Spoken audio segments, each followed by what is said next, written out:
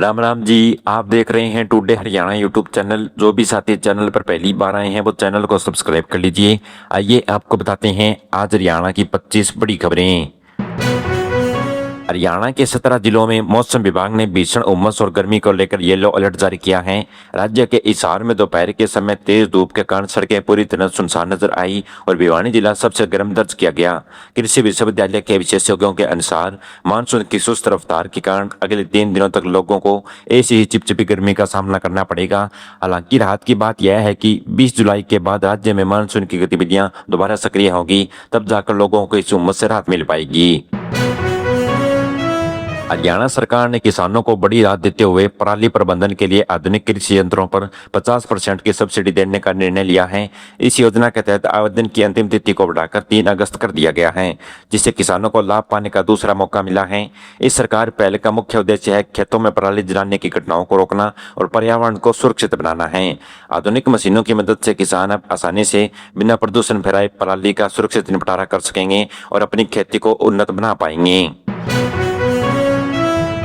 सिरसा जिले के एलनाबाद से कांग्रेस विधायक भरत सिंह बेनीवाल ने विपक्षी दल इनेलो द्वारा लगाए गए सभी आरोपों पर अपनी तीखी प्रतिक्रिया दी। उन्होंने स्पष्ट शब्दों में कहा कि उन्होंने हमेशा अपने क्षेत्र के विकास के लिए प्रयास किए हैं, न कि किसी निजी स्वार्थ या व्यक्तिगत काम के लिए। इनेलो नेता अभय चौटाला पर सीधा निशाना साधते हुए बेनीवाल ने कहा कि वे खुद पिछले 2 सालों से हल्के में दिखाई नहीं दिए हैं और अब उनकी बुनियादी आरोप लगा रहे हैं। विधायक ने इन सभी राजनीतिक आरोपों को पूरी तरह झूठा ठहराया है।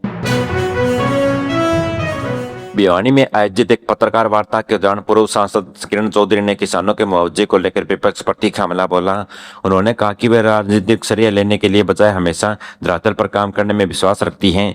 विपक्षी नेताओं पर निशाना साधते हुए किरण चौधरी ने उन्हें केवल जनता को परगराने वाला बताया। इस दौरान उनके साथ कैबिनेट में बैठक में श्रुति चौधरी भी मौजूद रही। उन्होंने आगे की जानकारी दी कि प्रधानमंत्री नरेंद्र मोदी 17 जुलाई को वर्चुअल माध्यम से जुड़कर क्षेत्र के विकास के लिए कई महत्वपूर्ण सौगात देने जा रहे हैं। नीट पेपर लीक मामले को लेकर दिल्ली के जंतर मंतर पर आमरण अनशन पर बैठे आलोचक को अब हरियाणा के राजनेताओं का समर्थन मिलने जा रहा है। रानिया से इनेलो विधायक अर्जुन चौटाला और जजपा नेता दिग्विजय चौटाला उनके इस आंदोलन को अपना पूरा समर्थन देंगे।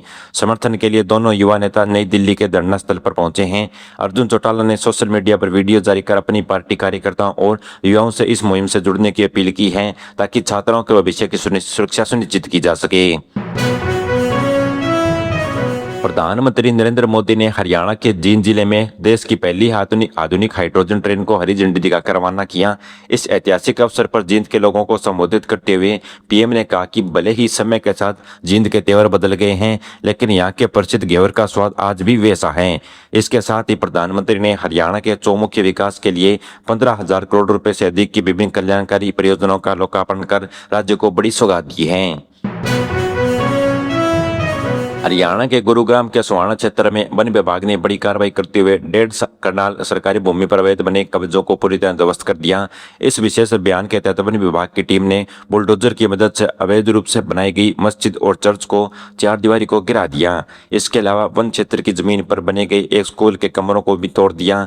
अधिकारियों के अनुसार इस कार्रवाई से पहले संबंधित लोगों को खाली करने का नोटिस भी दिया गया था।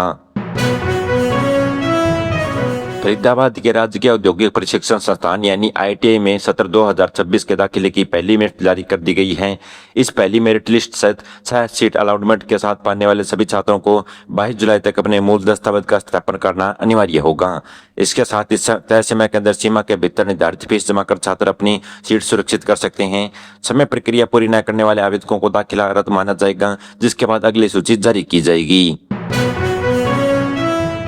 महेंद्रगढ़ के मंडी अटेली में ट्रैफिक पुलिस ने स्कूली बच्चों की सुरक्षित यात्रा और सुनिश्चित करने के लिए एक विशेष जांच अभियान चलाया है। इस संघर्ष में चेकिंग के दौरान सुरक्षा मानकों की अनदेखी करने वालों के लिए नियमों का उल्लंघन करने वालों पर 16 स्कूल बसों के संचालन के चालान काटे गए। पुलिस की निजी इस अचानक हुई सख्त कार्रवाई से क्षेत्र के निजी स्कूल संचालकों में हड़कंप मच चुका है। पुलिस अधिकारियों ने चेतावनी दी है कि बच्चों की सुरक्षा से खिलवाड़ करने वालों किसी भी वाहन को बख्शा नहीं जाएगा और यह अभियान आगे भी ऐसे जारी रहेगा। हरियाणा के पूर्व मुख्यमंत्री बंसी लाल को लेकर केंद्रीय मंत्री मनोहर लाल खट्टर द्वारा दिए गए एक बयान पर मचे राजनीतिक विवाद के बीच अब हरियाणा की कैबिनेट मंत्री श्रुति चौधरी उनके बचाव में उतर आई है। चरखी दादरी में मीडिया से बातचीत करते हुए श्रुति चौधरी ने कहा कि विपक्षी दलों ने खट्टर के बयान को तोड़ मरोड़ कर और गलत तरीके से पेश किया है। उन्होंने स्पष्ट किया कि असल में वे समय से केवल इमरजेंसी के दलाल नारे का जिक्र किया है, जिससे अनावश्यक रूप से तूल देकर विवाद खड़ा कर दिया है। सिरसा जिले में पीने के पानी की बर्बादी को रोकने के लिए जन स्वास्थ्य विभाग अभियंत्रण विभाग ने अवैध जल कनेक्शनों के खिलाफ एक बड़ा अभियान शुरू किया है। इस विशेष अभियान के तहत एलाहाबाद खंड के पट्टी किरपाल गांव में चेकिंग की गई, जहां कई घरों में सर्विस स्टेशनों पर नियमों का उल्लंघन एक से अधिक अवैध कनेक्शन चलाए जा रहे थे। विभाग की टीम ने तुरंत कार्रवाई करते हुए मकान मालिकों और सर्विस स्टेशनों के संचालकों को नोटिस थमा दिए हैं। अधिकारियों ने कड़ी चेतावनी देते हुए साफ किया है कि अवैध तरीके से पानी बर्बाद करने वालों के खिलाफ सख्त कानूनी कार्रवाई की जाएगी। सिरसा जिले के डब्बावाली उपमंडल के अंतर्गत आने वाले गांव रिसालिया खेड़ा में किसानों ने सिंचाई विभाग के खिलाफ मोर्चा खोल दिया है। नहर में लगातार कम पानी आने से नाराज ग्रामीणों और किसानों ने बड़ी संख्या में नहर के अंतिम छोर पर जाकर इकट्ठा होकर जमकर विरोध प्रदर्शन और नारेबाजी की।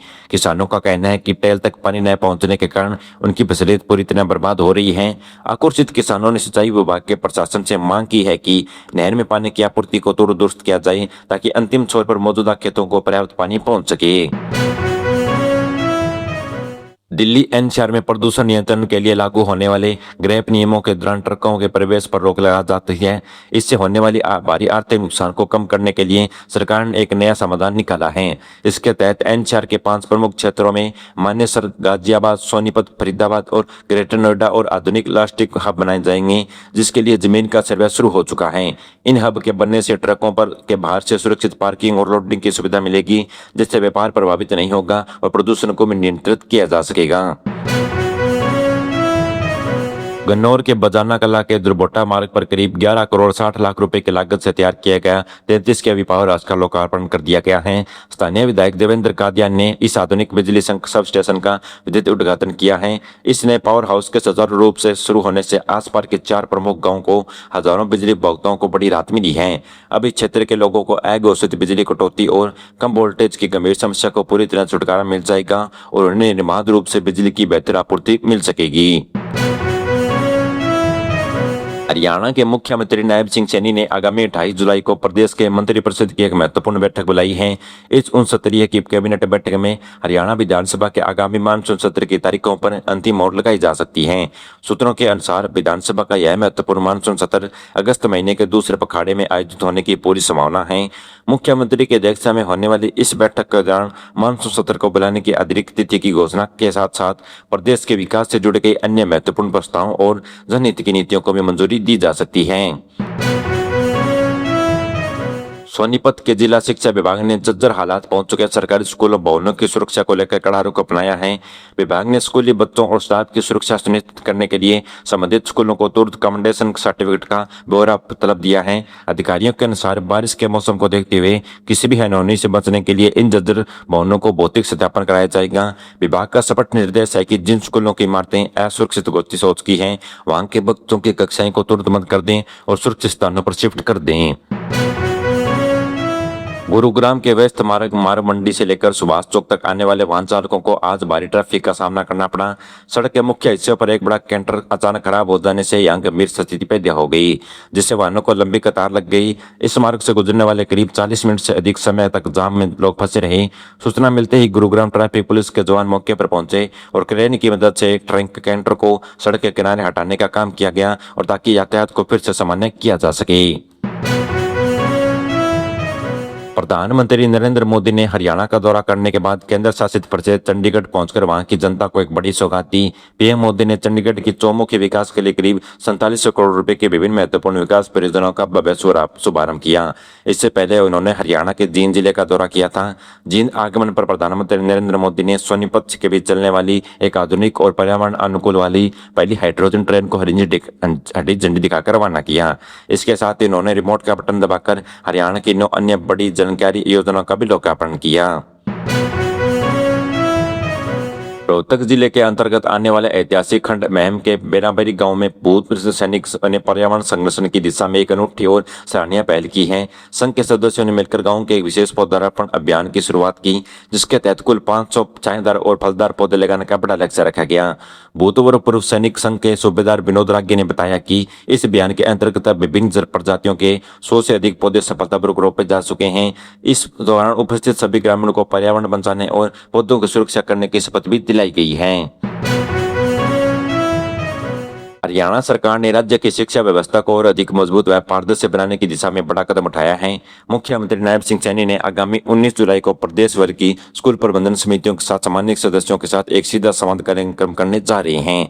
इस राज्य स्तरीय कार्यक्रम का आयोजन माध्यमिक शिक्षा निदेशालय के निर्देशानुसार हरियाणा के सभी जिलों के एक लाइव किया जाएगा। इस संवाद का मुख्य उद्देश्य सरकारी स्कूलों की जमीनी समस्याओं को सीधे समझना और शिक्षा के स्तर को सुधारने के लिए आवश्यक सुधार करना है। मेरे द्वारा बताई गई खबरें आपको कैसी लगी, कमेंट बॉक्स में जरूर बताइएगा। चैनल को सब्सक्राइब कर लीजिए। धन्यवाद।